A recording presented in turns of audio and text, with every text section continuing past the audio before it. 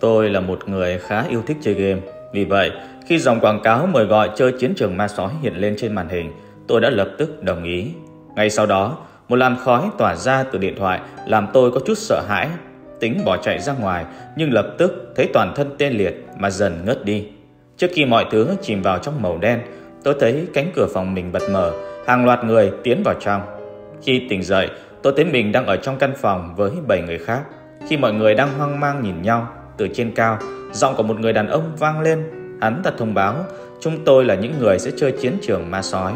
Theo đó, chúng tôi sẽ chia làm 2 phe, sói và dân làng. Chúng tôi sẽ phải chạy qua 5 chặng để lục tìm cho mình những lá bài chức năng hoặc vũ khí để chống lại phe còn lại. Sói sẽ tìm lá bài trong rừng, còn dân làng sẽ tìm lá bài trong các căn cứ. Mỗi lá bài sẽ có một đặc điểm riêng. Nó có thể có lợi hoặc bất lợi cho phe mình.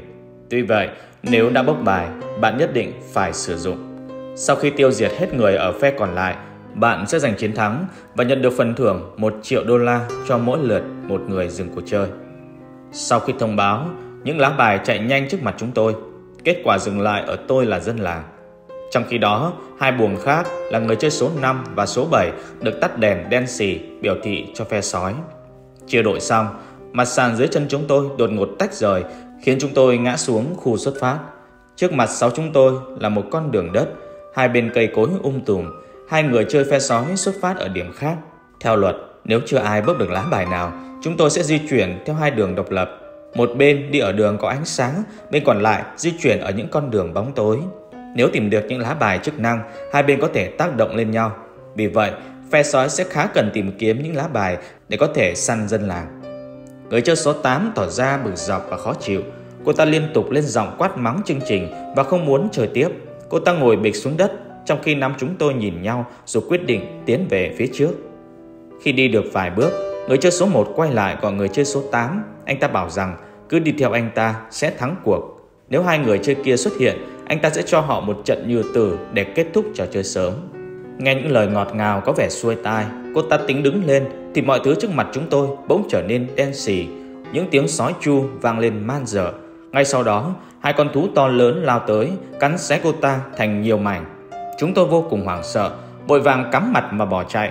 Loa liền thông báo người chơi số 8 dừng cuộc chơi, phần thưởng 1 triệu đô la. Dẫu vậy, tiền thưởng bây giờ không phải là thứ chúng tôi nên quan tâm. Chúng tôi phải dồn hết sức mà chạy khỏi nanh vuốt của 2 con sói gian ác. Có vẻ họ đã bốc được một lá bài chức năng giúp khung cảnh trở thành ban đêm nên có thể dễ dàng tấn công dân làng. Bên cạnh đó, họ thật sự đã được hóa thân thành 2 người sói khỏe mạnh. Nếu sử dụng tay không, chúng tôi hoàn toàn không phải đối thủ. Sau một hồi chạy hết sức lực, điểm dừng chân đã xuất hiện trước mặt chúng tôi. Đó là một tòa tháp trông khá chắc chắn. Người chơi số 1 chạy vào đầu tiên, sau đó là tôi và người chơi số 3, số 6. Tôi đứng ở trước cửa đợi người chơi số 2. Thể lực cô ta có vẻ không tốt nên không thể theo kịp đội. Một lát sau, tôi thấy cô ta đang uể oải chạy về phía chúng tôi. Tôi động viên người chơi số 2 cố gắng chạy đến căn cứ. Dẫu vậy, tôi cũng không dám chạy ra đón cô ta vì sợ rằng đám sói có thể đang rình trong bụi rậm. Khi người chơi số 2 chạy tới gần căn cứ, cô ta bỗng nhiên ngã nhào ra đất. Tôi lo lắng nhìn xung quanh, những người chơi khác đã biến đâu mất. Sau một hồi lưỡng lự, tôi quyết định chạy lại đỡ người chơi số 2. Khi tới gần, tôi nhanh chóng nhận ra mình đã mắc sai lầm. Cô ấy chẳng chịt vết thương, hơi thở vô cùng yếu ớt. Dường như cô ta đã bị đám sói đùa giỡn chán chê. Ngay lúc này, 2 con sói từ sau một cái cây lao ra khiến tôi sợ hãi quay người bỏ chạy. Nhưng không may vấp phải hòn đá ngã nhào ra đất. Khi tưởng mình đã tèo đời, tôi ngỡ ngàng khi thấy mọi thứ xung quanh sáng bừng. 2 con sói cũng vì thế mà biến mất vào bóng đêm. Lúc này, loa thông báo người chơi số 2 đã dừng cuộc chơi, tiền thưởng là 2 triệu đô la. Tôi uể oải về lại căn cứ. Người chơi số 3 đã đợi tôi với một khuôn mặt cau có. Anh ta gắt lên: lần sau, hãy tập trung tìm kiếm vật phẩm thay vì mạo hiểm như thế. Người chơi số 6 nhìn chúng tôi bằng con mắt lạnh lùng: cứ tưởng thêm được 2 triệu tiền thưởng cơ chứ. Người chơi số 1 thở dài: biết sao được, luật chơi là nhặt được lá bài nào phải sử dụng luôn mà. Tôi liền lên tiếng: dẫu sao cũng cảm ơn mọi người. Ngoài lá bài ánh sáng, chúng ta còn thu thập được lá bài nào khác không? Người chơi số 1 đáp: tôi kiểm tra sơ qua thì mới chỉ thấy vậy thôi. Mọi người lên kiếm tiếp xem sao. Chúng tôi liền bước lên trên. Ở đây tôi thấy một cái đồng hồ đếm ngược 5 phút. Người chơi số 1 nói rằng trước đó nó ghi 15 phút. Vậy là ở mỗi căn cứ chúng tôi có 15 phút để nghỉ ngơi và tìm kiếm vật phẩm. Mọi người tiếp tục tản ra tìm kiếm kỹ hơn từng đồ vật trong căn cứ. Những tấm ván cũng được lật lên. Nhìn bức tranh trên tường, tôi quyết định kéo nó xuống, nhưng chỉ có một mẩu bánh mì. Người chơi số 6 tính sẽ trốn ở đây đến hết giờ chơi. Thế nhưng khi còn 10 giây, căn cứ bắt đầu rung lắc. Chúng tôi vội vã chạy ra ngoài trước khi căn cứ đổ sập. Vậy là 4 bọn tôi phải đến điểm tiếp theo. Đoạn đường lần này vẫn tùm cây. Chúng tôi không ai bảo ai, chạy thật nhanh về phía trước. Nhìn vào hai bên phủ kín bóng đêm, tôi thấy có chút rợn người khi mường tượng hình ảnh những con sói đói khát đang nhìn mình thèm thuồng. Bất chợt, một đôi mắt đỏ ngầu xuất hiện trước mặt làm tôi giật mình. Ngay lập tức, màn đêm cũng phủ kín con đường, báo hiệu giờ săn của sói đã tới. Chúng tôi sợ hãi mà tăng hết tốc độ. Tôi cũng cố gắng chạy bằng tất cả sinh mạng của mình. Căn cứ dần hiện ra trước mặt chúng tôi. Thế nhưng khi chúng tôi dần tới gần, từ hai bên đường, hai con sói lao ra chặn đường. Chúng dùng tay hất ngã người chơi số 1 và người chơi số 6 ra đất. Người chơi số 3 kéo tay tôi nhảy vào trong bụi rậm. Lợi dụng đám sói đang tấn công hai người chơi khác, chúng tôi nhanh chóng tiến vào căn cứ. Khi chúng nhận ra, cánh cửa đã bị chúng tôi đóng lại. Chúng tôi vội vã chạy lên tầng 2 tìm kiếm vật phẩm. Tôi như phát điên khi chỉ tìm thấy được đồ ăn. Nhìn về phía ống khói, tôi quyết định chạy lại tìm. Tôi đã nhìn thấy một thứ lấp lánh trong màn đêm. Tôi cố gắng dùng hết sức để lấy được thứ vật phẩm ấy. Tôi chạy ra ngoài ban công để bẻ cán cờ. Lúc này tôi thấy người chơi số 6 đang bị sói ăn thịt. Nghe tiếng hét đau đớn của anh ta, tôi càng gắng sức để bẻ được cán cờ. Khi đám sói lao vào người chơi số 1, một vòng bảo vệ đã xuất hiện bao quanh lấy anh ta. Vậy là ở điểm dừng chân đầu tiên, anh ta đã nhặt được lá bài bảo vệ. Lúc này tôi đã lấy được cán cờ. Tôi dướn người hết sức, lá bài trong ống khói cũng rơi xuống. Đó thật sự là lá bài ban ngày. Chạm tay vào lá bài, một luồng ánh sáng lan tỏa khắp mọi nơi kèm theo thông báo phần thưởng đã thành 3 triệu đô la. Người chơi số 3 liền chạy về phía tôi hét lớn: "Giờ là lúc phản công rồi!" Anh ta đã tìm được lá bài họp làng, mở cửa đón người chơi số 1 vào trong. Số 3 nhanh chóng cho hắn ta một quả đấm và nói rằng nếu muốn chiến thắng, hãy chia sẻ mọi thông tin. Người chơi số 1 cay cú nhìn anh ta, bảo rằng vật phẩm không thể dùng nhiều lần đâu, rồi bước vào trong để có thể tham gia buổi vote. Chúng tôi quyết định cùng lựa chọn một con sói để xử tử. Không phải mất thời gian nghe con sói giải bày như ma sói thông thường, chúng tôi nhanh chóng lựa chọn và loại bỏ ác thú. Đó là người chơi số 7. Vậy là phần thưởng đã lên 4 triệu. 15 phút nghỉ ngơi cũng nhanh chóng trôi qua. Chúng tôi phải tiếp tục hành trình của mình.